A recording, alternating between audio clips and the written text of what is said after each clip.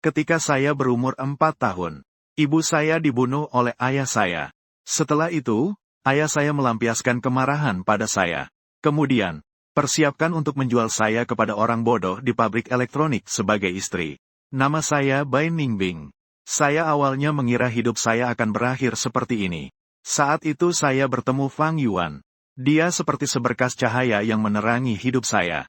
Saya berpikir bahwa itu adalah perhatian takdir. Namun, takdir ternyata tidak pernah melepaskan saya.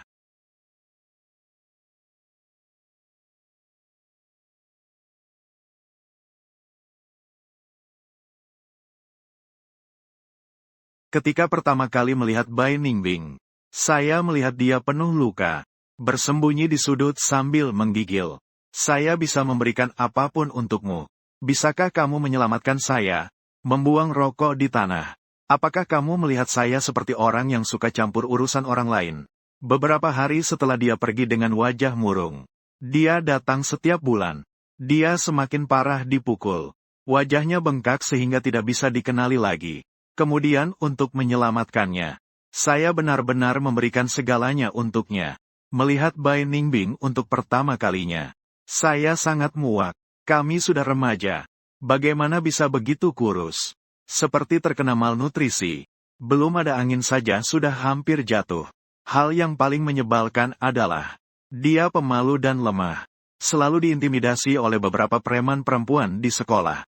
Dia hanya bersembunyi di sudut dan bergetar seluruh tubuhnya. Bahkan tidak berani melawan. Saya bisa memberikan apapun untukmu. Bisakah kamu menyelamatkanku? Gadis kecil itu menangis dengan air mata yang menetes. Seperti seekor rusa yang ketakutan. Yang agak aneh adalah, dia takut pada preman perempuan di sekolah yang lebih pendek dariku. Tapi tidak takut padaku yang mengendarai motor dengan rokok di mulut. Aku tersenyum sedikit. Saya tidak suka mencampuri urusan orang lain. Tanpa menunggu dia berbicara, saya melaju pergi dengan cepat. Saya seorang berandalan. 10 teratas di usia 16 tahun. Karena umur belum cukup, tidak memiliki pekerjaan yang layak. Selalu berkeliling di sudut-sudut kecil kota dengan motor. Terkadang juga membela yang lemah. Setelah berkelahi langsung lari. Hidup dengan susah berkat bantuan yang sangat sedikit. Jadi saya tidak terlalu suka ikut campur. Ikut campur itu butuh dasar ekonomi. Saya bahkan tidak bisa mengurus diri sendiri. Bagaimana mungkin saya bisa mengurus orang lain? Namun Bai Ningbing sangat gigih. Keesokan harinya, dia muncul lagi. Saya menggigit rokok dan menghisap setengahnya. Tiba-tiba melihatnya. Saya terkejut. Dia terluka lebih parah dibandingkan kemarin. Kemarin hanya ada bekas tamparan di wajahnya. Matanya bengkak. Dia tidak berbicara. Mengikuti saya dengan rambut berantakan. Membawa tas tua di punggungnya. Tanpa sepatah kata. Saya tidak menghiraukannya. Hanya keributan di sekolah. Apa saya harus benar-benar masuk ke sekolah dan memukuli sekelompok gadis kecil? Sungguh bisa mencari solusi kepada guru. Saya tidak tahu mengapa dia begitu terobsesi pada saya. Hari ketiga, dia muncul sesuai yang dijadwalkan. Sangat aneh. Saya jelas tidak bergerak dengan tepat. Tapi entah kemana saya pergi. Selalu bisa bertemu dengannya. Setiap kali Bai Ningbing muncul, selalu membuat saya terkejut. Saya tidak mengerti. Apakah sekolah begitu mengabaikan siswa? Apakah guru itu buta? Tidak melihat dia mengalami perundungan di sekolah. Dia bahkan sudah dipukuli sampai rusak parah. Di mana orang tuanya? Gadis sekecil ini. Apa orang tuanya tidak peduli? Sebelum pergi pada hari keempat, saya dengan baik hati menunjukkan kantor polisi di sudut jalan. Mengingatkan dia bahwa daripada mencari saya, lebih baik melapor ke polisi. Wajahnya bengkak parah. Sudut bibirnya bahkan pecah sedikit. Mendengarkan saya berbicara, dia diam-diam mengangkat kepalanya. Tidak berguna. Jika polisi tidak berguna, maka mencari saya tampaknya lebih tidak berguna. Saya berpikir seperti ini, lalu pergi dengan cepat lagi. Hari kelima, aku sedang berkeliaran di jalanan. Tian dan beberapa teman menghabiskan setengah kotak rokok. Sepanjang waktu ini, saya tidak melihat Bai Ningbing. Saya kira dia memilih untuk melapor ke polisi atau mencari guru. Masalahnya sudah teratasi. Jadi saya melepaskan diri dari ikatan itu. Di dalam hati saya, tiba-tiba muncul rasa kehilangan. Sudah lama sekali aku tidak merasakan perasaan dibutuhkan. Tidak ada yang peduli. Tidak ada yang peduli. Tidak ada yang membutuhkan. Suatu hari, mungkin saya akan mati. Mungkin tidak ada yang peduli. Sekitar pukul 10. Saya mengendarai sepeda, bersiap untuk pulang tidur. Saat melewati gedung kecil di daerah kumuh kota kecil, saya sekali lagi bertemu Bai Ningbing. Dia berlutut di pinggir jalan, muntah. Kedua tangannya menahan perut dengan penuh rasa sakit. Muntah sejenak, terjatuh ke tumpukan pasir di pinggir jalan seperti serigala yang tersesat. Seperti anjing gelandangan yang ditinggalkan. Tanpa saya sadari, saya mendekatinya. Saya membawanya pulang. Rumah saya sangat kecil. 1 ruangan dan 1 ruang tamu. Totalnya sekitar 70-80 meter persegi. Rumahnya sangat sederhana. Bergaya tahun 70-an hingga 80-an. Karena saya hidup sendiri, suasananya bahkan tidak terasa ada orang. Bai Ningbing adalah orang pertama yang saya bawa pulang. Dia berbaring di sofa, meringkuk menjadi bola. Darah mengalir dari sudut mulutnya. Bantal sofa lama yang basah kuyup. Saya panik dan mencoba membantunya. Ingin membawanya ke klinik kecil di kota. Tapi dia terus menggeleng. Setelah beberapa saat, dia berkata, "Sudah terbiasa, pelan-pelan saja." Malam itu, Bai Ningbing tidur sambil menangis. Di awal malam, dia tidak bisa bangun dari mimpi buruknya. Di tengah malam, dia mengalami demam tinggi. Wajahnya yang bengkak berwarna merah. Seluruh tubuhnya seperti bara api. Saya takut dia mati di rumah saya. Menggunakan handuk, saya berulang kali menurunkan suaranya. Sibuk hingga menjelang fajar. Dia akhirnya turun demam. Pernapasannya kembali stabil. Keesokan paginya, saat membuka mata, dia melihat Bai Ningbing. Duduk dengan cemas di sofa. Menatap bantal sofa yang basah oleh darah. Air mata hampir menetes. Itu hanya sedikit bercak darah. Namun dia sepertinya telah melakukan kesalahan besar. Tanpa menunggu orang lain menghakimi. Dia sudah menghukum dirinya sendiri. Tidak apa-apa. Cuci saja sudah cukup. Saya menguap. Bangkit tanpa menghiraukan sedikit bercak darah itu. Dulu saat bertengkar, aku juga pernah melihatnya. Jauh lebih hebat dari ini. Yang lebih menyedihkan sekarang adalah, semalam saya mengurusnya. Saya tidur semalaman di sofa. Seluruh tubuh pegal linu. Ketika saya bangkit, tanpa sadar, sampai ke titik sensitif Bai Ningbing. Dia meluncur ke lantai. Tidak sempat mengenakan sepatu. Dengan cepat menggulung bantal sofa ke dalam pelukan. Memeluknya erat. Melihat sekeliling mencari keran air. Saya menoleh untuk melihatnya. Dia menundukkan kepala dengan penyesalan. "Maafkan saya. Kamu telah menyelamatkan saya. Saya telah mengotori barangmu. Saya akan mencucinya untukmu." Bai Ningbing sangat sensitif. Sebuah hal kecil membuatnya menjadi sangat cemas. Ketika dia berbicara, dengan hati-hati seolah-olah detik berikutnya, saya akan mengangkat tongkat untuk memukulnya. Perasaan ini sangat aneh. Ini membuat saya yang biasanya cuek merasa sedikit sedih. Lingkaran di matanya semakin merah. Saya menunjuk ke arah kamar mandi. Suara air mengalir terdengar dari dalam kamar mandi. Rumah ini bahkan terasa lebih hidup karena Bai Ningbing. Kasus perundungan di sekolah ini tidaklah aneh dimanapun. Terutama di kota kecil yang tidak begitu makmur ini. Orang tua pergi merantau untuk bekerja. Anak-anak kurang mendapat pengawasan.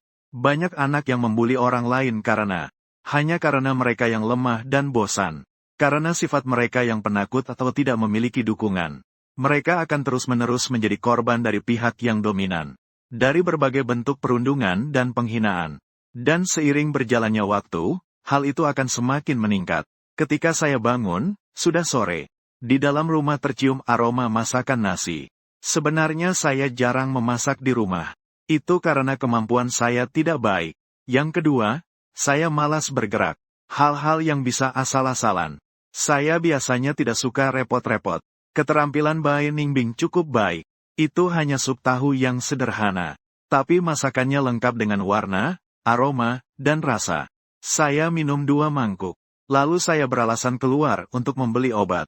Setelah motor dinyalakan, saya secara tidak sadar melihat sekilas ke Bai Ningbing. Dia berdiri di tepi jendela melihat saya. Badannya sangat kurus kecil. Bahkan tidak bisa menutupi setengah jendela. Padahal dia tidak memiliki ekspresi yang menarik untuk dilihat. Di mata saya, dia seperti yang ditinggalkan. Saya pergi ke sekolah tempat dia berada, Fuxiao Yizong. Saya menunggu hingga sekolah selesai. Memblokir beberapa siswi nakal yang mengganggunya di depan sekolah 5 hari yang lalu. Beberapa siswi nakal yang membuli dia. Ketika para siswi nakal melihat saya, mereka terkejut sejenak. Mereka bertanya dengan gentar apakah saya ada urusan. Saya melempar selembar plastik pembungkus di tanah. Beberapa gadis nakal langsung terlihat menakutkan. Jangan sekali lagi mengganggu Bai Ningbing. Kalian semua membungkusnya dan berjalan dari ujung jalan ke ujung lainnya. Sudah diingat? Beberapa gadis nakal terlihat ketakutan. Mengambil plastik pembungkus dan cepat-cepat pergi. Takut aku benar-benar membiarkan mereka membungkusnya sampai ke ujung jalan. Hari saat aku melihat Bai Ningbing. Dia dicopot bajunya oleh gadis-gadis nakal. Dibungkus dengan plastik pembungkus dan dibuang di luar sekolah. Banyak orang berkumpul di sekeliling. Itu adalah pertama kalinya aku merasa beberapa gadis memiliki niat jahat lebih banyak daripada pria. Pria mencari kepuasan yang cepat. Jika tidak senang, langsung bertindak. Setelah bertindak, semuanya selesai. Tapi gadis itu berbeda. Menyakiti hati lebih kejam daripada melukai fisik. Dibandingkan dengan memukul keras. Mereka lebih ingin menghancurkan reputasi satu sama lain. Bai Ningbing tidak sempat merawat lukanya. Lalu pergi ke sekolah. Dia bilang dia akan belajar dengan baik. Suatu hari pasti harus meninggalkan kota kecil ini. Aku tersenyum pahit. Benar-benar tidak punya hati. Aku baru saja membantunya. Sudah harus bersiap untuk pergi. Tapi jika dipikirkan sebaliknya, dia juga tidak salah. Kota kecil ini tertinggal dan tandus. Anak muda semua berpikiran kolot. Siapa yang tidak ingin pergi? Masalah gadis-gadis nakal telah teratasi. Kehidupan Bai Ningbing kembali ke jalurnya. Aku pikir dia tidak akan muncul lagi. Tapi malam itu, aku sampai di rumah sekitar jam 10. Belum masuk halaman. Aku sudah melihatnya bersandar di kursi. Bai Ningbing yang bisa tertidur sambil mengangguk. Hatiku tiba-tiba menjadi lembut sedikit. Aku pikir dia tidak akan datang lagi. Jadi ketika keluar pagi, aku mengunci pintu. Kamu sudah kembali. Suara motor membangunkan Bai Ningbing. Dia membuka matanya dengan terkejut. Tidak marah karena menunggu lama. Matanya penuh dengan kebahagiaan. Aku tidak mengerti apa yang dia sukai. Saya menganggap diri saya bukan orang baik. Siapa yang baik di rumahnya akan segera berhenti sekolah untuk jadi preman. Karena dia ingin belajar dengan baik dan meninggalkan kota kecil ini. Maka seharusnya dia menjauh dariku. Membuka kunci dengan sikap dingin. Setelah masuk, baru saya sadar dia sudah berdiri di pintu. Tidak berani melangkah masuk. Keceriaan tadi sudah tidak ada. Yang menggantinya adalah ekspresi tegang di wajahnya. Kedua tangannya menggenggam jadi satu. Dia pasti juga takut padaku, kan? Kalau dia begitu takut, sebaiknya saya tidak mencarinya lagi. Cahaya bulan redup. Pohon wutong di halaman berdesir. Bayangan pohon yang bercak jatuh di belakang Bai Ningbing. Tidak memantulkan siluet yang indah. Namun memantulkan wajahnya yang bengkak. Saya bukan takut padamu. Saya takut kamu tidak senang melihatku. Saya berjalan kembali ke sisi pintu. Mengangkat tangan menunjuk pada kusen pintu. Melihatnya dari atas. Jadi kali ini, apa yang ingin kamu minta bantuanku? Bai Ningbing mengangkat kepalanya. Menatapku dengan sangat serius. Bisakah kamu menampungku? Saya bisa memasak dan mencuci untukmu. Terserah mau melakukan apa saja. Dalam sekejap, suara di sekitar tampak mereda. Saya menatap Bai Ningbing. Dia terus menekankan bahwa semua bisa dilakukan. Tapi dia memiliki apa? Berpenampilan sangat kurus. Seorang siswa miskin tidak memiliki apa-apa. Hanya sepasang mata yang tampak terkejut seperti rusa. Senyum mengejekku ingin sekali menghina dia beberapa kali. Tapi melihat matanya yang semakin merah, saya tidak bisa mengucapkan kata-kata kasar. Tanpa bisa mengendalikan diri, saya dengan lembut berkata, baik. Setiap kali saya mengingat kejadian ini, saya sangat bersyukur telah mengucapkan, baik. Daripada acuh tak acuh mendorongnya sekali lagi ke dalam jurang. Kedatangan Bai Ningbing mengubah kehidupanku. 3 kali makan sehari. Masakan yang dia buat sederhana namun lezat. Tidak peduli seberapa larut. Dia akan duduk di bawah lampu menunggu saya. Bahkan jika terlambat, Bai Ningbing sangat baik. Terlalu baik sampai-sampai tidak wajar. Aku pernah melihat banyak gadis di luar sekolah. Mereka ceria dan penuh semangat. Suara riuh mereka sangat mengganggu. Terdengar semangat yang kuat. Sebuah semangat yang seharusnya dimiliki pada usia ini. Tapi Bai Ningbing hanya tahu mengerjakan pekerjaan rumah atau belajar. Dia diam seperti tidak ada orang di dalam ruangan. Dia seolah-olah sengaja menyembunyikan keberadaannya. Seperti binatang yang lemah. Karena takut dimangsa. Jadi sengaja mengurangi keberadaannya. Gadis di sebelah rumah hampir sebaya dengan Bai Ningbing. Sudah lama sekali. Aku pernah mendengar suara tangisan gadis kecil yang manja. Karena jari terkena serbuk kayu, dia terus menangis. Ketika ibunya menenangkan gadis kecil itu, ia semakin menangis keras. Sedangkan Bai Ningbing, dia terlalu diam. Tangisnya tidak bersuara. Malam ketika saya menemukannya di pinggir jalan, dia terus-menerus demam tinggi. Saat dia tertidur, saya mengangkat mulutnya. Ada bagian daging yang berdarah dan rusak. Seperti tinju yang menghantam wajah. Gigi yang patah akibat menggigit. Lehernya penuh dengan memar. Seragam abu-abu putihnya terdapat jejak kaki yang samar. Seseorang mengangkat perutnya. Jadi dia terbaring di pinggir jalan muntah. Namun meskipun begitu, dia tidak berteriak sedikit pun kesakitan. Hanya berbaring di pinggir jalan menunggu maut. Tidak ada dari kita yang pernah membicarakan kejadian itu. Bai Ningbing tidak ingin berbicara. Saya juga tidak memiliki hobi mengungkit luka orang lain. Akhirnya, gadis-gadis kecil itu tidak berani mengganggunya lagi. Hidup seperti ini sudah berjalan selama sebulan. Suatu akhir pekan yang hangat, saya mengira Bai Ningbing masuk ke pintu yang salah. Gadis kecil itu dengan wajah yang kembali normal. Duduk diam-diam di bawah sinar matahari menulis. Wajahnya yang serius menatap meja belajar. Dengan pensilnya ia menulis huruf. Aku baru saja menemukannya. Aku sama sekali tidak tahu seperti apa Bai Ningbing. Sepertinya sejak hari pertama aku melihatnya. Dia adalah sosok setelah dipukuli. Aku selalu mengira dia adalah gadis yang jelek. Ternyata dia tidak memiliki luka. Begitu cantik. Hidup yang tenang hancur lebih dari 2 bulan kemudian. Aku pulang terlambat ke rumah. Baru ku ketahui bahwa kaca di rumah telah dipecahkan orang. Pintu juga rusak. Meja dan kursi tergeletak tidak beraturan di seluruh tempat. Di mana lagi ada bayangan Bai Ningbing. Seketika, suasana di dalam rumah terlalu sunyi. Bahkan suara keran di dapur sesekali. Suara tetesan air terdengar dengan jelas. Aku tidak sempat membereskan dan berlari menuju motor. Saat itu yang terpikir di kepalaku hanyalah Bai Ningbing. Anak laki-laki sebelah terlihat mengintip di atas tembok. Matanya penuh dengan rasa maaf. Ibuku bilang siang tadi ada sepasang suami istri yang memecahkan kaca rumahmu. Menarik gadis kecil itu pergi. Mereka mengumpat dengan cukup ganas. Ibu saya sendiri di rumah tidak berani datang. Saya mengucapkan terima kasih. Mengendarai motor keluar dari halaman. Malam di kota kecil ini tidak memiliki kehidupan malam. Semua orang pulang setelah jam kerja. Sangat sedikit orang yang bertahan di jalan. Pedagang kecil sangat jarang terlihat. Saya berjalan tanpa tujuan. Saya bahkan tidak tahu di mana rumah Bai Ningbing. Dia tidak pernah mengatakan apa-apa, saya juga tidak bertanya. Sepertinya saya sama sekali tidak tahu tentang dia. Tapi takdir itu sangat menarik. Sepertinya sejak dia pertama kali mencari saya, kita selalu bisa bertemu dengan mudah.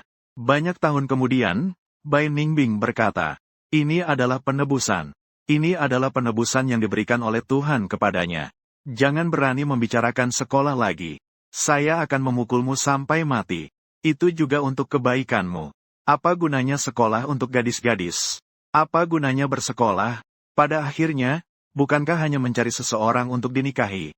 Betapa sulitnya masuk ke pabrik elektronik. NB memiliki hubungan yang sangat besar. Hanya dengan itu mereka membuat pengecualian untuk mengubah tanggal di KTP-mu. NB sudah mentraktir mereka beberapa kali. Menghabiskan ratusan yuan. Kamu patuh. Jangan ribut dengan NB. Ges masih berani menggelengkan kepala. Sama seperti ibumu yang hidupnya pendek. Semuanya berharga rendah. Hari ini aku akan memutuskan semua belenggu murahmu. Seorang pria parubaya memegang sebuah tongkat. Memukul Bai Ningbing dengan keras. Wanita di sampingnya berbicara dengan lembut. tapi tidak ada niat untuk menghentikan pria itu. Bai Ningbing, di mana dia? Tanpa ekspresi, dia hanya berdiri kaku saat mereka memukul. Bahkan tidak bisa menghindar. Di atas bangunan kecil yang reyot, terkadang ada orang berdiri. Melihat dari sudut gelap, hanya menunjukkan kepalanya. Tapi semua orang sangat mati rasa. Tidak ada yang berteriak satu suara pun. Atau turun untuk menghentikan. Di seluruh jalan, hanya kemarahan pria saja. Dan suara tongkat yang dipukul satu persatu di tubuhnya. Saya memegang setang sepeda motor dengan erat. Menekan gas sampai maksimal. Dengan tatapan garang, saya berlari menuju pria itu. Bai Ningbing memandang saya dengan bingung. Setelah tertegun sebentar, air mata mengalir deras. Wanita itu menarik pria itu untuk menghindar. Ia mencaci saya dengan keras. Sakit jiwa. Aku turun dari mobil. Mengambil sebuah tongkat yang tebal.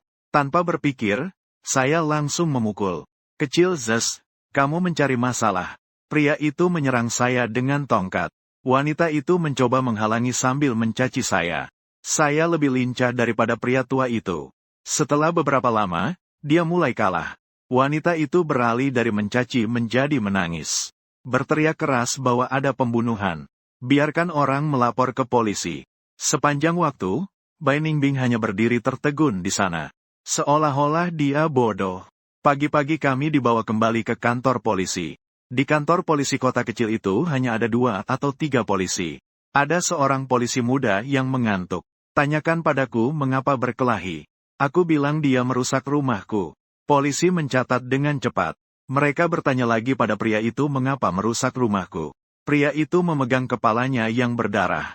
Menatapku dengan marah. Orang ini menculik putriku. Putriku baru kelas 1 sudah diperlakukan buruk oleh orang ini. Aku seharusnya membunuhnya. Di dunia ini ternyata ada ayah seperti ini.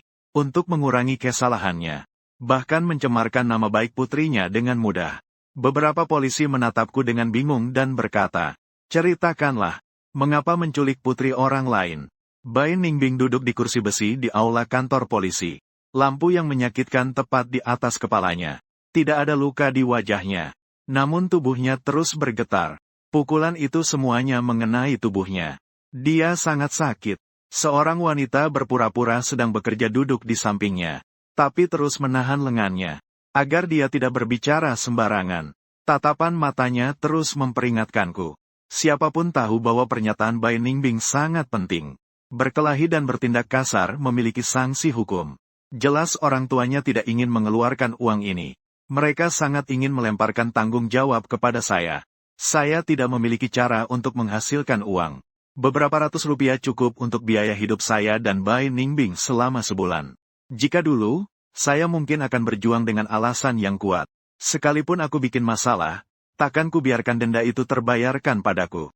Tapi sekarang melihat wajah Bai Ningbing, saya tidak bisa menjawab. Demi beberapa ratus ini, pria itu mungkin akan membunuhnya. Kata-kata saya belum terucapkan. Bai Ningbing segera berdiri. Dengan air mata mengalir, dia melihat polisi. Dia tidak menculik saya. Ayahku memukulku sepanjang waktu. Dia hanya menampung saya karena merasa kasihan. Saya dan dia tidak memiliki hubungan. Wanita itu tiba-tiba berdiri dan memberi satu tamparan. Memukul dengan sangat keras. Gadis gila, siapa yang mengizinkanmu berbicara sembarangan? Bai Ningbing berlutut di tanah dengan wajah pucat. Bekas tangan di wajahnya membuat orang terkejut. Namun, tatapannya menantang melihat polisi. Jika kalian tidak percaya, aku akan menunjukkannya padamu. Dia bergerak cepat. Bahkan tidak memberi wanita kesempatan untuk membungkuk menghalangi. Dia dengan cepat membuka bajunya. Tubuh kurusnya dipenuhi tanda-tanda berwarna merah ungu. Corak yang rumit sangat menakutkan. Bai Ningbing berkata, ini adalah kali pertama dia melawan dalam lebih dari 10 tahun. Meskipun dia gagal, polisi sangat terkejut. Tadi saja mereka menguap tanpa henti. Sekarang mereka jadi bersemangat. Wajah pria itu berubah dengan sangat cepat. Hapus keberanian tadi. Mulai menangis tersedu-sedu. Polisi yang terhormat. Saya juga tidak ingin memukulnya. Dia adalah satu-satunya putri saya. Tapi dia tidak serius belajar. Sepanjang hari hanya memikirkan untuk bersama para preman. Saya juga cemas. Wanita itu juga mulai bersemangat. PG duduk di tanah. menangis dan berteriak. Siapa yang orang tuanya tidak memukul? Anak yang tidak dipukul tidak bisa sukses. Anak-anak tidak mengerti dan tidak mau mendengar. Saat keluar dari kantor polisi, sekitar pukul 4 pagi, orang tuaku menangis dan menangis. Polisi mengeluarkan denda 200 yuan. Setelah membayar denda, kami diizinkan keluar dari kantor polisi. Orang tua kami membungkuk menghormati polisi. Mereka berjanji berkali-kali untuk mendidik Bai Ningbing dengan baik. Tidak akan memukul lagi. Polisi memberikan beberapa nasihat lagi. Saya tidak berkata apa-apa. Hanya menatap Bai Ningbing. Sejak polisi mengatakan bahwa memukul anak harus dilakukan dengan bijak, matanya tidak bersinar lagi. Seluruh tubuhnya seperti mayat hidup. Ditarik pergi oleh seorang pria dengan cepat. Ditikan pergi oleh seorang pria dengan cepat. Sampai sosok itu semakin jauh. Polisi yang sedang menginterogasi akhirnya memberikan saya sebatang rokok. Nak, saya sarankan kamu. Jangan urus urusan keluarga mereka. Keluarga ini rumit sekali. Kamu tidak bisa mengurusnya. Saya baru tahu itu saat itu. Bai Ningbing memohon saya untuk menyelamatkannya. Yang dimaksud bukanlah preman sekolah itu. Polisi mengatakan bahwa dia mengalami kekerasan dalam rumah tangga. Mereka juga tahu bahwa tidak semua orang di daerah kumuh itu jahat. Seseorang mendengar suara tongkat. Tidak bisa menahan diri untuk melapor setelah tengah malam. Tapi ketika polisi sampai di rumah mereka, tongkatnya sudah tidak ada, anak-anak sudah tidur. Pasangan itu selamanya menangis dan berteriak. Meskipun mereka adalah polisi, tidak berarti mereka bisa melakukan segalanya. Kekerasan dalam rumah tangga memiliki kriteria yang serius. Luka di tubuh Bai Ningbing menakutkan. Tapi jika diperiksakan ke rumah sakit, mungkin bahkan tidak dianggap sebagai luka ringan. Di kantor polisi, orang tuanya akan tenang. Tapi setelah pulang, siapa tahu pasangan gila itu, akankah mereka semakin parah? Beberapa orang dilahirkan dalam penderitaan. Dia tidak bisa menyelamatkan dirinya sendiri. Tidak seorang pun dapat menyelamatkannya. Pertama kali melihat Bai Ningbing lagi setelah setengah bulan. Kali ini saya yang secara aktif mencarinya. Saya memblokirnya di pintu masuk sekolah. Dia mengenakan masker di wajahnya. Seluruh tubuhnya terlihat bingung saat dia berjalan maju. Sepeda motor berhenti di depan matanya. Dia baru mengangkat kepala untuk melihat saya naik ke kendaraan. Kukira dia akan masuk mobil semulus sebelumnya. Tapi dia tidak melakukannya. Dia melihat saya dan menggelengkan kepala. Matanya kosong dan dia tidak mengucapkan sepatah kata pun. Berdiri saling menatap selama beberapa menit. Dia tidak mau berbicara. Saya benar-benar tidak bisa menunggu lebih lama. Saya turun dan mengangkatnya ke jok belakang. Hanya setengah bulan tidak bertemu. Dia terlihat lebih ringan. Saya membawa Bai Ningbing pulang. Di meja ada sepiring pangsit. Saya bertanya apakah dia lapar. Dia tidak menjawab. Saya sudah meletakkan di wajan dan menggorengnya. Lalu saya dorong ke depannya. Makanlah. Setelah kenyang, kita bisa berbincang. Bai Ningbing tidak pernah melepas masker. Dia menatap pangsit. Air mata jatuh satu persatu. Akhirnya terkulai di atas meja. Suaranya terisak sambil menangis. Jangan cari saya lagi. Aku adalah orang yang tidak beruntung. Siapa yang berjalan dekat denganku? Siapapun itu pasti sial. Maaf. Saya seharusnya tidak mencarimu. Tidak ada yang bisa membantuku. Membantu saya hanya akan merugikanmu. Saya tidak bisa menghibur orang. Sudah terbiasa hidup sendiri. Betapapun banyaknya kesedihan. Juga mati dalam penekanan yang berulang. Sudah lama tidak merasakan perasaan rumit ini. Saya memindahkan kursi dan duduk di samping Bai Ningbing. Mengusap lembut punggungnya. Sudah lama saya mengusapnya baru dia tenang. Mulai menceritakan masa lalunya. Masa kecil Bai Ningbing sangat menyedihkan. Sejak kecil hingga dewasa selalu dipukul. Setiap kali lukanya sembuh, dia langsung dipukul lagi. Dipukul adalah tema utama dalam hidupnya selama lebih dari 10 tahun. Saat sedikit lebih kecil, dia bahkan tidak tahu mengapa dia dipukul. Dia bilang mungkin karena ibunya juga harus dipukul. Jadi dia juga harus dipukul. Ayah Bai Ningbing adalah seorang pengganggu. Saat masih muda, mengikuti kakak sosial menjadi preman. Tidak ada keterampilan lain. Hanya menguasai keterampilan memukul. Mengikuti kakak tidaklah mudah. Uang yang didapat tidak banyak. Jika berbuat salah, pukulannya juga sangat keras. Ibu Bai Ningbing adalah gadis dari salon rambut. Karena keluarganya miskin, ia terpaksa terjun ke masyarakat lebih cepat. Pekerjaan yang layak tidak menghasilkan uang. Akhirnya pergi ke salon rambut. Seperti itulah sepasang pria dan wanita bertemu. Sepertinya tidak ada yang perlu dibicarakan. Preman pergi ke salon rambut. Bertemu dengan gadis cantik dari salon rambut. Setelah beberapa kali, keduanya mulai merasakan cinta. Menghabiskan puluhan yuan untuk membeli gadis itu semalam. Kemudian semuanya menjadi tidak terkendali. Mereka bahkan tidak mengadakan pernikahan. Hanya terburu-buru untuk mendaftar pernikahan. Kehidupan pasca pernikahan tidaklah bahagia. Sebenarnya hanya menikah karena terpaksa. Setelah menikah, mereka menyadari bahwa semuanya tidak cocok. Keduanya mulai bertengkar lagi. Setiap kali dipukul di luar, tidak ada tempat untuk meluapkan kemarahan. Semua kemarahan dilampiaskan pada Ibu Bai Ningbing. Ibu Bai Ningbing dari menolak menjadi menerima. Hanya memerlukan waktu 10 bulan mengandung. Pada hari Bai Ningbing lahir, ayahnya menahan marah. Pulang ke rumah, ia minum alkohol dan memukul ibunya. Ibu yang akan melahirkan itu berjuang sangat keras. Namun tetap melahirkan dirinya. Setelah itu, mimpi buruknya dimulai. Anak-anak lain tumbuh dengan ASI. Yang tidak mendapatkan ASI juga bisa minum susu formula. Namun Bai Ningbing tidak demikian. Ia tumbuh dengan air beras. Jadi sejak kecil ia sudah kurus. Kesehatannya juga tidak baik. Ketika sedikit lebih besar, perang melawan kriminalitas dimulai. Banyak kekuatan jahat ditindak dengan keras. Ayahnya menjadi pengangguran. Tanpa uang. Memukul wanita menjadi satu-satunya cara ia menunjukkan harga diri laki-laki. Bai Ningbing saat berusia 2 hingga 3 tahun. Karena takut ia akan berteriak menangis. Dia mengangkat tubuh kecilnya dan langsung melemparnya keluar. Sekali lagi dan lagi. Bai Ningbing tidak menangis lagi. Ibunya berkata kepada Bai Ningbing, "Jangan menangis lagi lain kali. Cari tempat untuk bersembunyi. Kalau tidak, bisa terbunuh." Namun, entah seberapa keras ayahnya memukul ibunya. Bai Ningbing tetap tidak menangis. Bersembunyi di belakang dapur tua. Menutup mulut sambil menangis. Tetapi tidak berani bersuara. Ibu Bai Ningbing meninggal pada tahun Bai Ningbing berusia 8 tahun. Ayahnya mabuk. Pukulannya agak keras. Pukulan mendarat di pelipisnya. Langsung membunuhnya. Untuk menghindari kecurigaan, ayahnya mengubur ibunya semalam. Bahkan tidak mengadakan pemakaman. Begitulah keadaan di kota kecil itu. Semuanya miskin. Juga tidak pernah membaca banyak buku.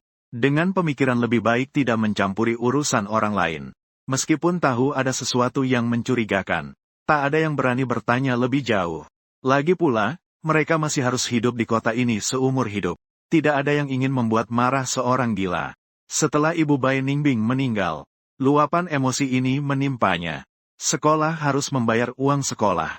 Sekolah harus membeli seragam. Makan memerlukan biaya hidup. Semua hal ini membuatnya harus menerima pukulan. Selama dia membuka mulut, dia harus dipukul. Seiring waktu, Bai Ningbing semakin menjadi pendiam. Tidak suka berbicara. Namun, diamnya tidak membuat hidupnya membaik. Sebaliknya, semakin parah. Sampai di rumah, ayahnya memukulnya. Sekolah juga bukan tempat perlindungannya. Para siswa itu semua tahu membaca situasi. Melihat ada lubang di pakaiannya. Mereka semua tertawa dan memanggilnya pengemis. Rambutnya tidak dicuci. Teman sebangkunya menyebarkan bahwa dia bau. Seorang teman sekelas di kelas kehilangan sesuatu. Semua orang serentak melihatnya. Dalam situasi seperti ini, Bai Ningbing, hidupnya semakin sulit setiap bulan. Dia selalu berharap suatu hari nanti, dia bisa belajar dengan baik. Masuk ke sekolah yang bagus. Tinggal jauh dari tempat ini. Ini adalah kekuatan yang membuatnya tetap bertahan. Tapi Tuhan selalu sangat kejam padanya. Ayahnya menikahi ibu tiri. Ibu tirinya adalah wanita yang menakutkan. Wanita ini selalu terlihat pengertian di depan. Namun diam-diam, dia menyuruh ayah Ningbing untuk memukulnya. Bai Ningbing berkata, ibu tiri selalu menginginkan seorang anak. Tapi ayah tidak punya uang untuk membesarkannya. Jadi ibu tiri selalu ingin Ningbing mati. Dia berpikir jika Ningbing mati, dia bisa memiliki anaknya sendiri. Baru-baru ini, dia punya cara baru untuk memastikan Ningbing tidak mati. Membuat Bai Ningbing drop out dan bekerja untuk uang. Untuk menghidupi mereka, Namun Bai Ningbing tidak mau. Belajar adalah satu-satunya jalan keluar baginya. Dia tidak ingin menyerah. Setelah mengalami banyak sekali perlakuan yang tidak manusiawi, dia terdesak dan mencari saya. Ningbing berkata, hari ketika saya menemukan dia, ayahnya memukul perutnya dengan batu bata. Dia ingin memuntahkan semua isi perutnya. Jika bukan karena aku, dia mungkin akan mati saat itu juga. Bai Ningbing juga berkata, jika dia mati pada hari itu juga baik. Tapi aku muncul. Tinggallah di sini bersamaku. Aku akan membiayai kamu untuk belajar. Bai Ningbing mengangkat kepalanya. Dia menatapku dengan tatapan tidak percaya. Matanya penuh dengan air mata. Keputusan ini tidak mudah bagiku. Aku tidak memiliki sumber pekerjaan. Bantuan yang aku dapatkan juga sudah diumumkan. Tapi aku tidak tega setelah menyelamatkannya. Untuk mengembalikannya lagi, aku perlahan-lahan melepas masker Bai Ningbing. Sudut bibirnya terbelah dan terlihat menakutkan. Dia panik menutupi mulutnya. Air mata terus mengalir dari matanya. Dia berkata pelan, "Jangan lihat lagi." Pada saat itu, rasa sakit mengalir deras dari dadaku. Aku memeluknya dengan erat. Belajarlah dengan baik. Suatu saat, kau pasti akan pergi. Pada hari itu, Bai Ningbing menangis lama. Ini adalah pertama kalinya. Aku mendengar dia menangis dengan keras. Tidak menekan diri sendiri. Menangis dengan lega. Tidak mudah untuk membiarkan Bai Ningbing tinggal. Fang Yuan sekarang tidak memiliki sumber kehidupan. Dia menaruh semua harapannya pada Xi Ningbing untuk memberikan komentar. Dia berdiskusi dengan bos pabrik elektronik. Mengubah umur Bai Ningbing di KTP-nya. Membiarkan Bai Ningbing bekerja untuk menghasilkan uang.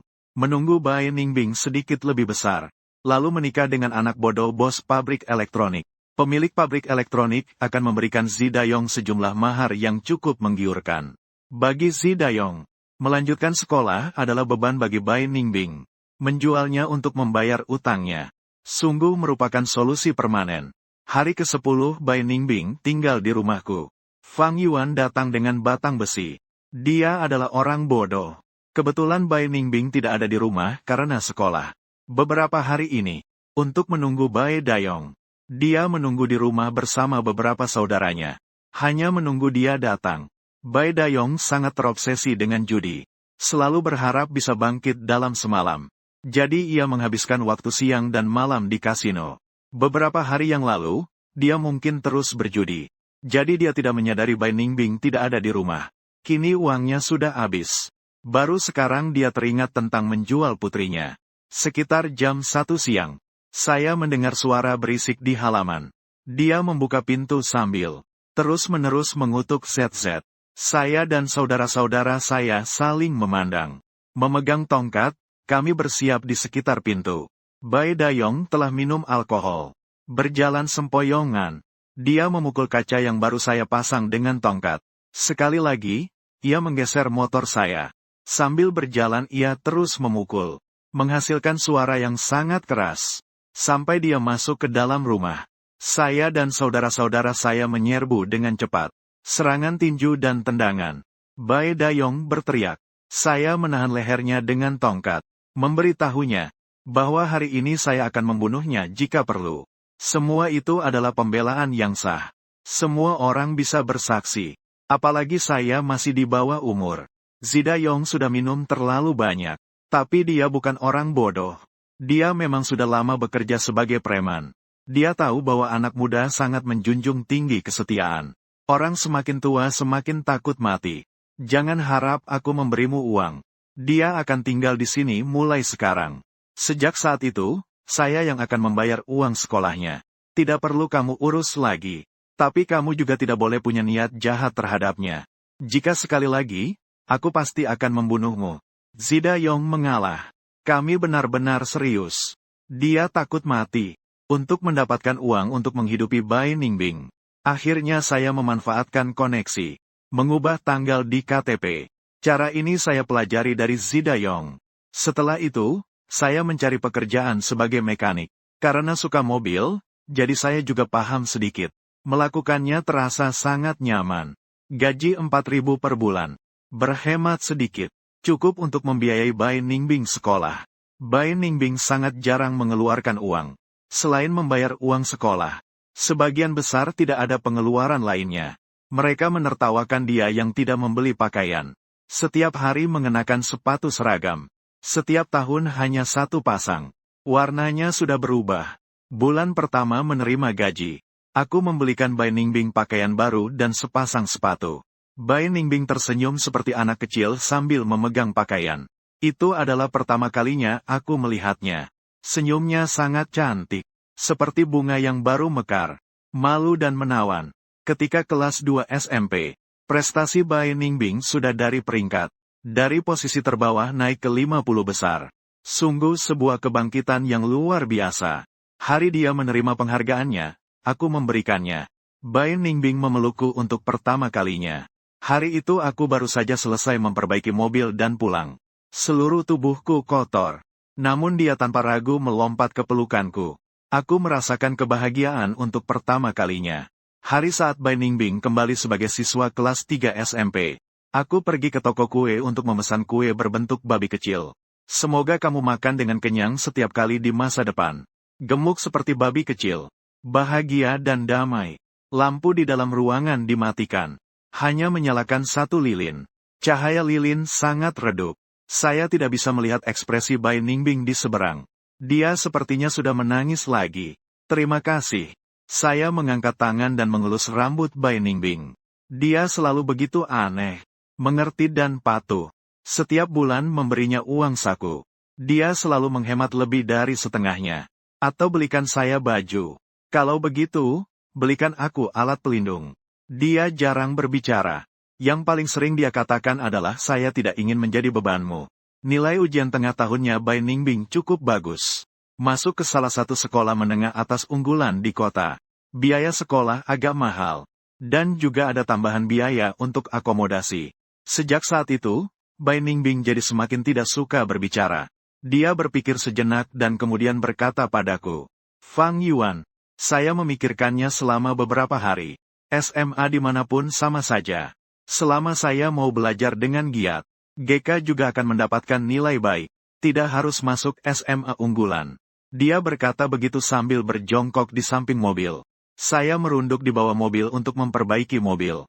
Menggunakan obeng untuk mengencangkan skrup terakhir, banyak penjelasan tentang kunci. Menggantungkan tangan di sisi untuk istirahat sejenak. Bai Ningbing mengeluarkan sapu tangan. Dengan susah payah, dia menyelipkan tangannya ke bawah mobil untuk menyeka keringatku. Matanya dipenuhi dengan rasa sakit hati. Belakangan ini, pekerjaan di toko semakin banyak. Terkadang saya harus sibuk sampai larut malam baru bisa pulang. Bai Ningbing merasa saya begitu sibuk untuk mengumpulkan uang sekolahnya. Sensitivitas dan rasa rendah dirinya menghantuinya di malam-malam yang panjang. Secara tidak sadar menyalahkan dirinya sendiri atas semua ini. Pada saat masalah muncul, dia berpikir untuk menyerah. Ini mungkin merupakan penyakit umum bagi mereka yang tidak dicintai. Tidak pernah merasakan cinta. Untuk meraih cinta, hanya bisa merendahkan diri berulang kali. Berharap dengan mengorbankan diri. Dapatkan pengakuan dari orang lain. Untuk membuktikan bahwa dirinya bukan beban. Di bawah cahaya yang redup, Bai Ningbing. Matanya yang besar berkelap-kelip. Kamu tahu seberapa besar perbedaan antara sekolah tinggi favorit dan sekolah tinggi biasa? Sekolah tinggi favorit bisa memiliki 200 siswa lulus ujian utama setiap tahunnya. Sementara sekolah tinggi biasa hanya memiliki beberapa siswa teratas. Orang lain bekerja keras mengeluarkan uang untuk mengirim anak-anak mereka ke sekolah tinggi favorit. Sekarang kamu sudah diterima. Mengapa kamu mau menyerah begitu saja? Bai Ningbing menggigit bibirnya dan tidak berkata apa-apa. Tenanglah untuk pergi ke sekolah. Gajiku baru-baru ini naik. Jadi, aku tidak kekurangan uang. Bai Ningbing bersekolah di sekolah menengah saat dia berumur 16 tahun. Sekolah mereka sangat ketat. Libur diadakan setiap 2 minggu sekali. Ketika libur, saya akan mengendarai sepeda motor saya ke kota kabupaten untuk menjemputnya dan membawanya pulang. Saat menunggu di luar sekolah, aku selalu bisa melihat Bai Ningbing dengan jelas dari jauh. Bukan karena penglihatanku yang baik, tetapi karena dia terlalu biasa. Di antara sekumpulan gadis yang mengenakan pakaian mencolok, dia mengenakan seragam yang sudah usang. Dia berjalan sendirian sambil menarik kopernya dengan kesedihan. Saya sudah beberapa kali membelikannya pakaian baru, tapi dia tidak pernah Dia bilang dia berbeda dari siswa lain. Dia tidak punya waktu untuk memperhatikan penampilannya. Dan tidak punya modal untuk berdandan. Seragam seperti ini bisa mengingatkannya setiap hari. Segala sesuatu yang ada sekarang tidak datang dengan mudah. Dia seharusnya menghabiskan semua pikirannya untuk belajar. Beberapa kali seperti itu. Akhirnya saya mengikuti dia. Saya turun dari mobil untuk menyambutnya. Saat dia melihat saya datang, matanya berbinar. Dia berlari ke arah saya sambil menyeret bagasinya tanpa ragu. Sambil melambaikan tangan sambil memanggil nama saya. Saya pikir saya bahagia. Menghabiskan beberapa tahun sendirian. Mengira bahwa saya akan terus kesepian seperti ini. Tapi pada akhirnya, ada seseorang yang masuk ke dalam hidup saya. Meskipun hidup sedikit lebih sulit daripada sebelumnya. Tetapi rasanya baik ada seseorang yang menemani. Membuat seseorang merasa puas seperti awalnya. Setelah masuk sekolah menengah, prestasi akademis Bai Ningbing semakin baik. Dia masuk 10 besar di kelasnya. Ini berarti jika tidak ada yang tidak terduga. Setelah tahun, dia bisa masuk universitas yang sangat bagus. Ziningbing memperbaiki besar di akhir pekan. Kebetulan saat itu saya sedang istirahat. Saya menemani Ziningbing. Duduk di balkon sambil berjemur. Fang Yuan, kamu tidak pernah bilang. Mengapa kamu sendirian? Saya ingin mencari topik untuk menghindar. Tapi Bai Ningbing sangat gigih. Dia menggenggam tangan saya. Memandang saya dengan lembut. Ini tidak adil. Kamu tahu semua keberadaanku yang memalukan. Sementara saya tidak tahu apa-apa tentangmu. Sinar matahari sangat bagus. Menembus kaca jatuh di tubuh Ziningbing. Membuatnya terlihat tenang dan indah. Jika di dunia ini ada satu hal yang tidak ingin saya tipu, itu pasti Ziningbing. Saya berbeda dengan Ziningbing. Saya tidak pernah bertemu dengan orang tua saya. Saya adalah seorang yatim piatu. Mereka melahirkan saya, lalu meninggalkan saya. Kehidupan panti asuhan di tempat kecil tidak baik. Karena itu adalah lembaga kesejahteraan. Tidak ada dukungan ekonomi. Kamu ingin kenyang saja sulit. Sering lapar dan kenyang. Satu baju dipakai bergantian oleh 10 anak. Hanya bertahan hidup dengan susah payah. Aku terhitung beruntung. Di usia 4 tahun, aku diadopsi oleh nenek. Anak-anaknya meninggal karena kecelakaan. Suaminya juga meninggal karena sakit. Dia takut kesepian. Jadi dia mengadopsi aku. Nenek sangat baik padaku. Dia adalah seorang guru tua. Berpendidikan. Setelah pensiun, dia juga memiliki sedikit pensiun. Hidupku perlahan-lahan membaik. Hanya saja kesehatan nenek tidak baik. Kadang-kadang, dia harus dirawat di rumah sakit. Terutama setelah aku berusia 10 tahun. Waktu dia dirawat di rumah sakit semakin lama. Malam-malam dia sering melihatku sambil menangis.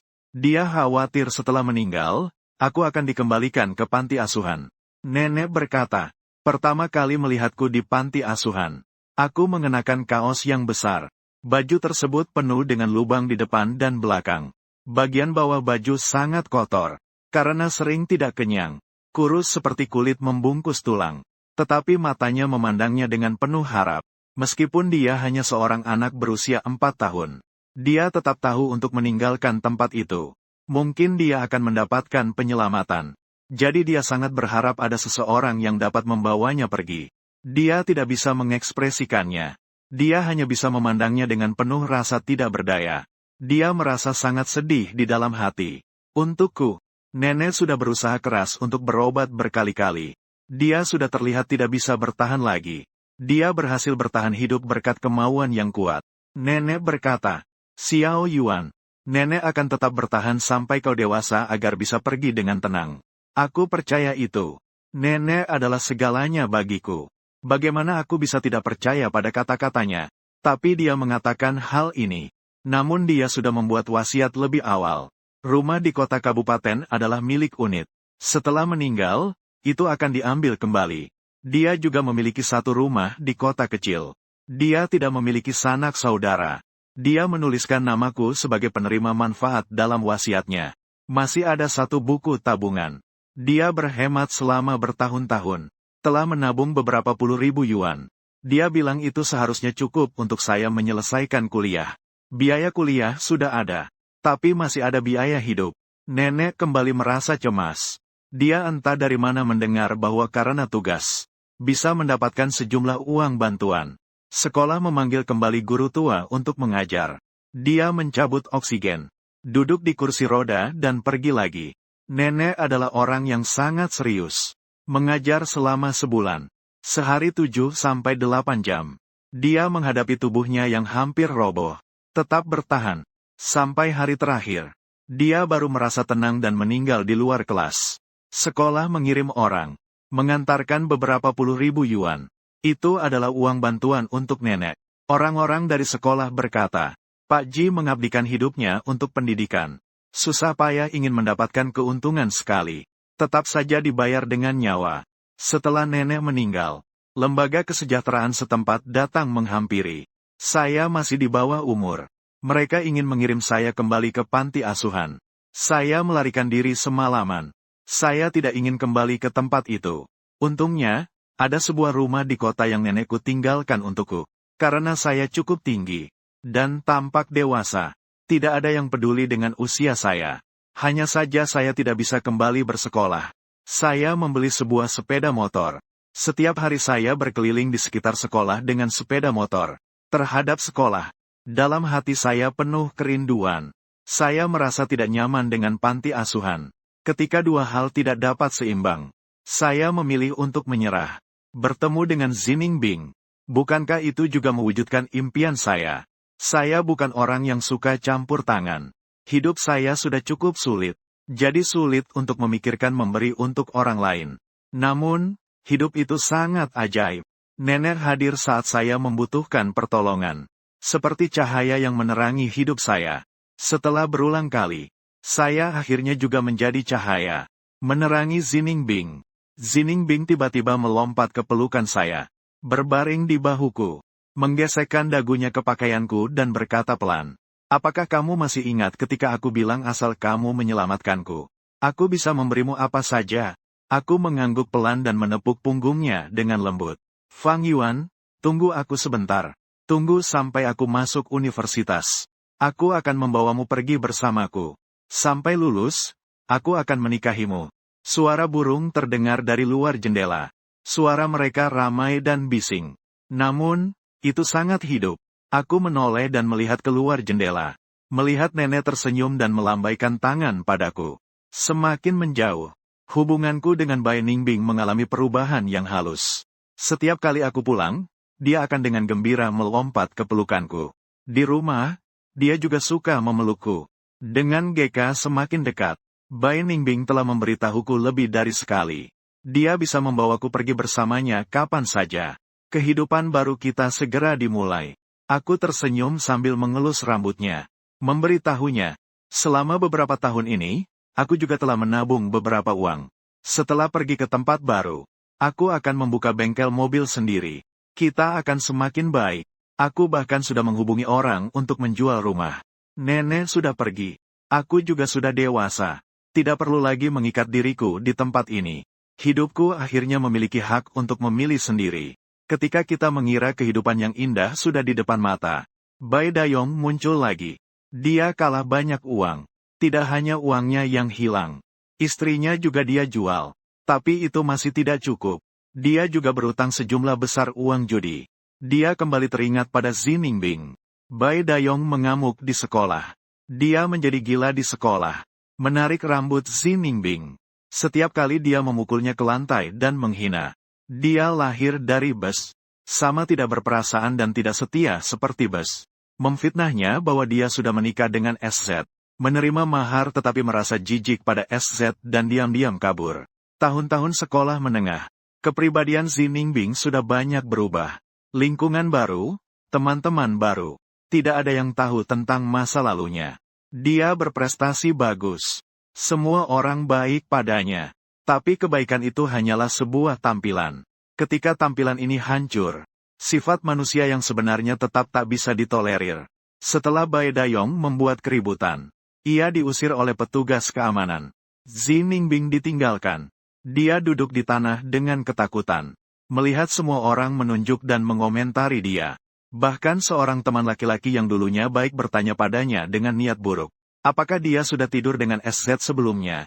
Pria itu yang menjemputmu setiap hari. Apakah dia adalah selingkuhanmu di luar? Apakah kamu tidak suka SZ yang sudah dikhianati?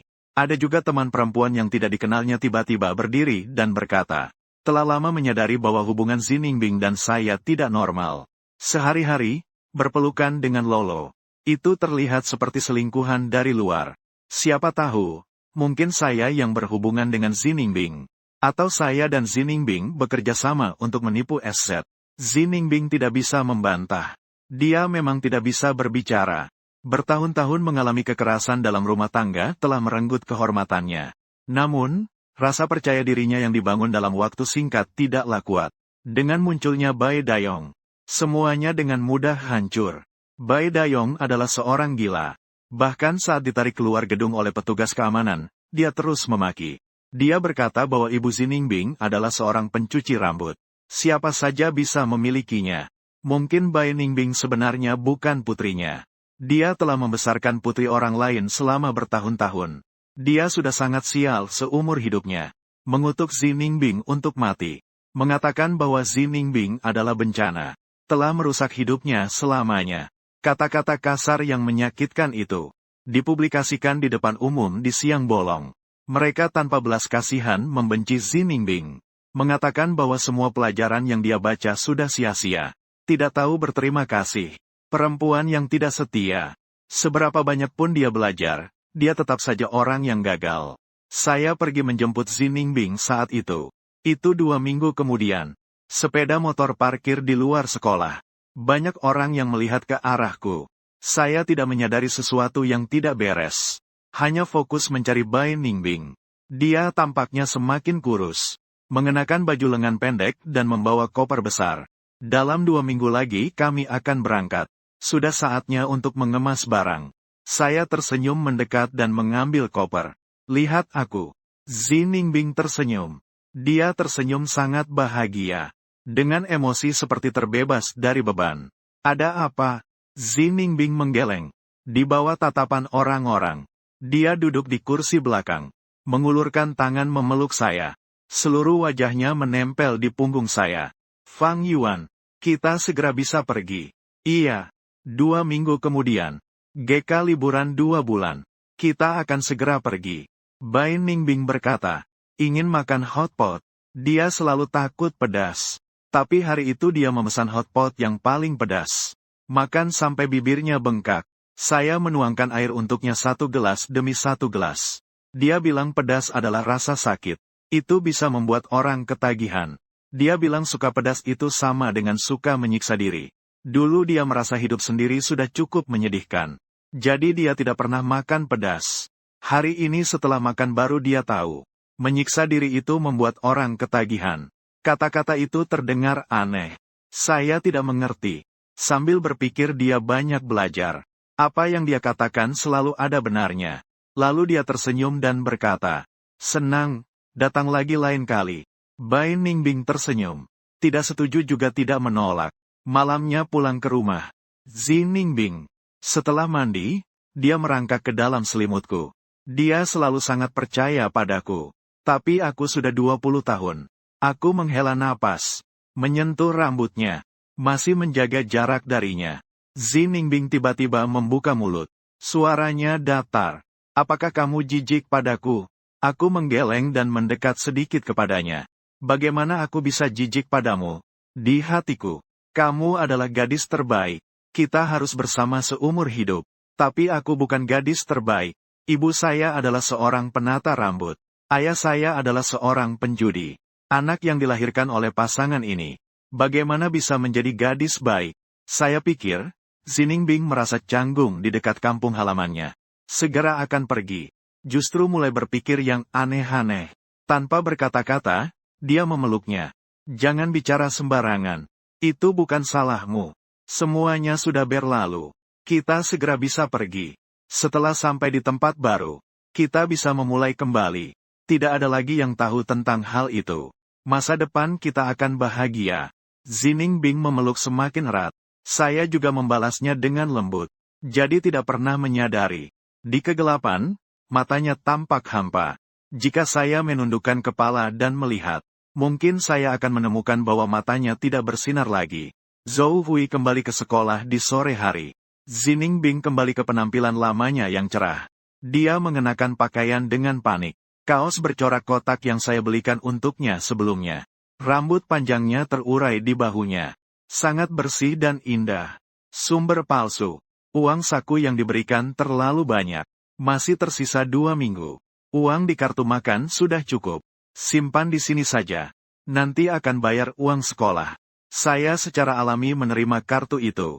Seperti biasa, saya mengantarnya. Di jalan, Bai Ningbing memeluk saya erat-erat. Wajahnya menempel di punggung saya.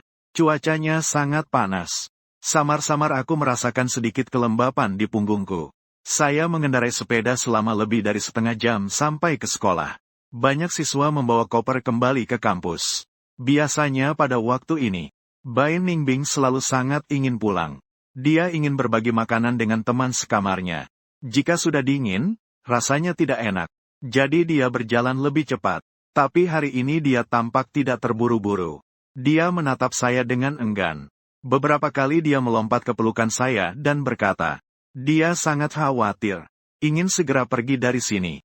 Saya mengusap punggungnya untuk menenangkannya. Segera, dia menengadah kepala dan bertanya dengan nada kekanak-kanakan. Fang Yuan, bisakah kamu menciumku sebentar? Aku melihat orang-orang di sekeliling. Semua orang sedang melakukan urusan masing-masing. Sepertinya juga tidak ada yang memperhatikan. Kita berada di bawah tatapan penuh harap dari Ziningbing. Aku malu dan menundukkan kepalaku. Kucium keningnya. Ziningbing menangis. Dia bilang ini adalah ciuman pertamaku untuknya. Aku tersenyum dan berkata, bodoh, akan ada banyak kesempatan lagi di masa depan. Dia terus-menerus menyebut banyak kesempatan di mulutnya. Dengan lambat, dia berjalan menuju sekolah. Aku melihat bayangannya. Tersenyum pasrah. Gadis bodoh. Hari-hari di masa depan akan begitu panjang. Tentu saja akan ada banyak kesempatan. 2 minggu berlalu dengan cepat. Rumah itu menemukan pembeli yang tepat. Harganya sesuai dengan peralatan lengkap di dalam rumah. Karena tidak nyaman untuk dibawa pergi. Juga diberikan kepada pembeli. GK telah datang. Lokasi ujian Ziningbing berada di sekolahnya. Agar dia bisa bersantai. Setiap hari aku mengantarnya lebih awal. Jemput dia di sore hari. Dalam 2 hari sebelumnya, dia tampil stabil. Pada hari ketiga hanya ada ujian setengah hari. Saya awalnya berencana untuk menjemputnya dengan motor jam 10. Namun, tiba-tiba ada pekerjaan mendesak di bengkel. Mustahil. Saya hanya bisa memperbaikinya secepat mungkin. Usahakan untuk pergi menjemputnya lebih awal. Sebelum memperbaiki mobil, saya mengirim pesan kepada Ziningbing. Mengatakan bahwa ada sedikit urusan mendesak. Tunggu saya sebentar. Mobil ini mengalami sedikit masalah pada mesinnya. Saya berbaring di bawah mobil dengan sangat terburu-buru memperbaikinya. Karena terburu-buru, saya bekerja jauh lebih cepat dari biasanya. Dalam sekejap, saya sudah berkeringat deras. Mendekati jam 12. Masih ada setidaknya setengah jam lagi sebelum perbaikan selesai. Saya semakin terburu-buru. Tapi tidak ada cara. Akhirnya, pada pukul 12.40, perbaikan selesai. Saya bahkan tidak sempat mengganti pakaian. Saya segera menaiki motor dan bergegas menuju ke kota. Ketika saya tiba di sekolah, sudah lewat jam 1. Saya pikir tidak ada orang di depan sekolah lagi. Ternyata, tempat itu penuh dengan orang. Banyak orang terus berdesakan masuk ke sekolah. Ada juga yang terus mendesak untuk cepat. Jika terlambat, tidak akan bisa melihatnya. Saya memberhentikan mobil. Mencari Bai Ningbing kemana-mana. Namun, di manakah bayangannya? Ponselku berbunyi nyaring. Aku mengeluarkan ponsel dan itu adalah pesan dari Bai Ningbing. Fang Yuan, saya benar-benar berusaha keras. Sudah lama sejak aku meninggalkanmu. Aku pikir aku akhirnya bisa terbebas. Tapi tidak bisa. Aku bisa menghindari tahun-tahun biasa. Tapi aku tidak bisa menghindar seumur hidup. Selama ada darahnya mengalir di tubuhku. Dia tidak akan pernah membiarkanku pergi dalam hidup ini. Aku sudah memikirkannya. Aku mendaftar di sebuah sekolah di selatan. Di sana cuaca selalu seperti musim semi. Kita akan membangun rumah di sana. Memulai kehidupan baru dari awal. Aku sudah jelas memikirkannya. Tapi kenapa mereka tidak membiarkanku pergi? Fang Yuan, tinggalkan tempat ini. Pergi ke tempat baru. Mulailah hidup barumu. Aku tidak bisa menemanimu lagi. Aku sendiri dalam kotoran. Aku tidak seharusnya menarikmu ke dalamnya. Kita akan bertemu lagi di kehidupan berikutnya. Aku harus bersih dan suci. Kerumunan orang di sekitar sangat padat. Suara bising dan keributan. Tapi aku merasa seperti diterangi di belakang kaca. Di telinga tidak terdengar apa-apa. Saya bahkan tidak sempat bernapas. Saya berlari ke sekolah, berdesak-desakan dalam kerumunan seperti orang gila. Di luar gedung sekolah, kerumunan orang memenuhi puluhan meter. Namun tidak ada satupun yang maju. Zin Ningbing mengenakan kaos lengan pendek kotak-kotak itu. Dia berdiri sendirian di dalam gedung sekolah. Dia terus menentaikan kepalanya melihat langit. Saya tidak bisa melihat ekspresinya. Zin Ningbing takut ketinggian. Dia tidak pernah berani berdiri di tempat tinggi. Gedung sekolah tidak terhitung rendah. 8 lantai. Dia melompat tanpa berpikir. Dia sangat kecil. Jatuh dari sana pasti sakit. Cepat lihat. Mereka berteriak mundur. Takut dia jatuh dan menimpa mereka. Hanya saya yang melewati kerumunan dan berlari ke arahnya. Kita sudah berjanji untuk bersama seumur hidup. Bagaimana dia bisa meninggalkan saya? Es yang mengkristal menghantam tubuhku dengan keras. Kita jatuh bersama di tanah. Saat itu, segala sesuatu terasa hening. Dunia menjadi tenang. Gadis kecil, kenapa kamu tidak berteriak kesakitan? Bai Ningbing berkata sambil tersenyum. Berteriak kesakitan bisa membuatmu dipukuli. Gadis bodoh, itu tidak akan terjadi.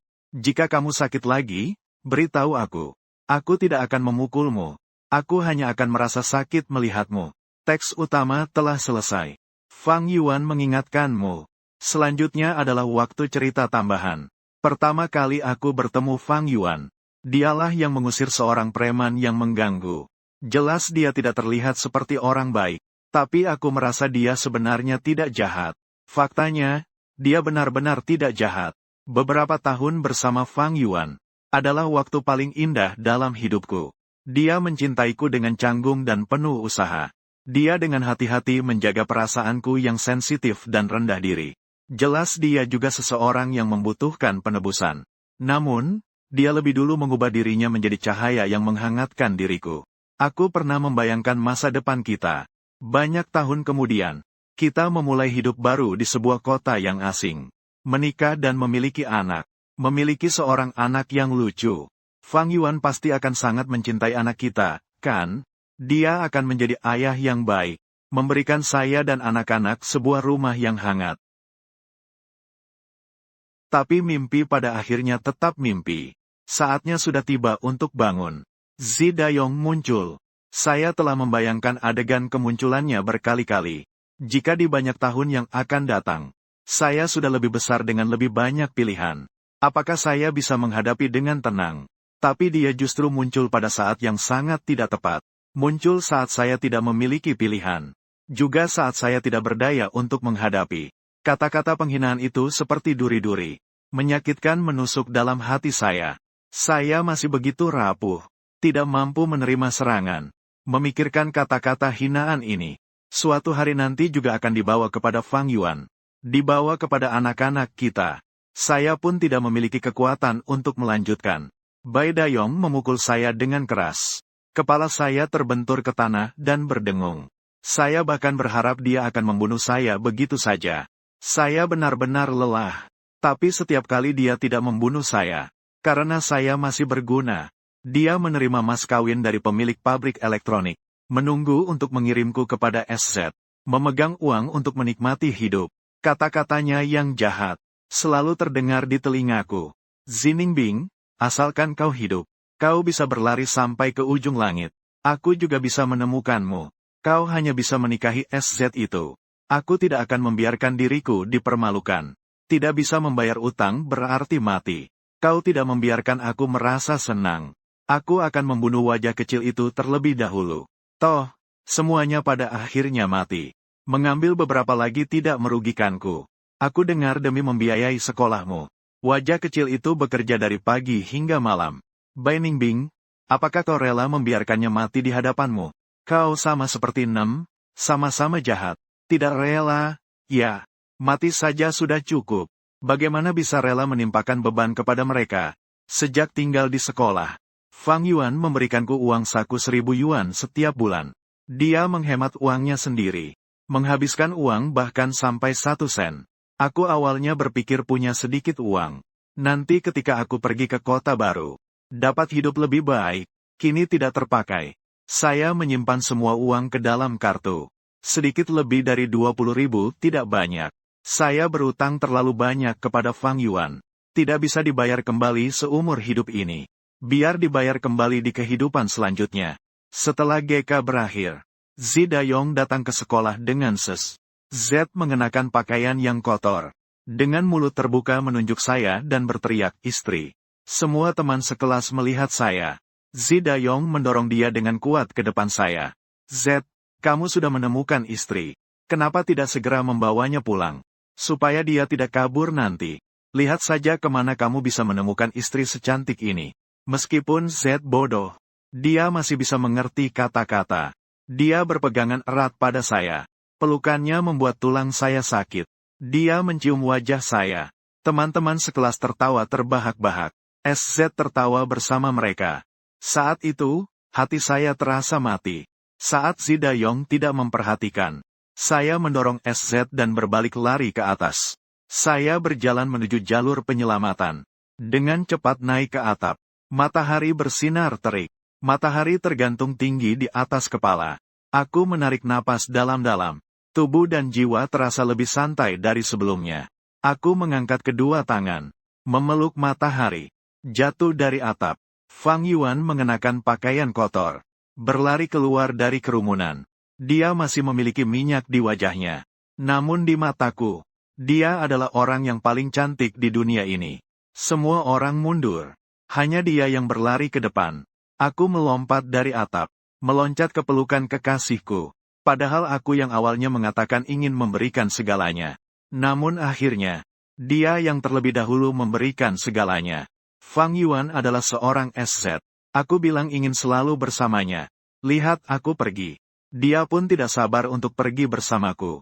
Dia memang memiliki wajah yang jahat, namun menjadi orang yang paling baik di dunia ini. Ah Yuan, hidup kita terlalu berat. Di kehidupan selanjutnya, kita harus bahagia. Ah Yuan memelukku dengan erat. Aku tidak bisa berhenti mengeluarkan darah. Dia masih tetap lembut seperti itu. Saya berkata dengan suara pelan, "Baiklah. Mulai saat itu, kita terhubung selamanya. Tidak akan pernah terpisah."